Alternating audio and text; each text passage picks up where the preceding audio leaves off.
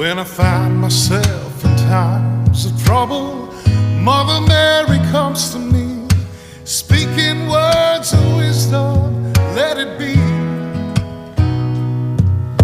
And in my hour of darkness, she is standing right in front of me, speaking words of wisdom, let it be.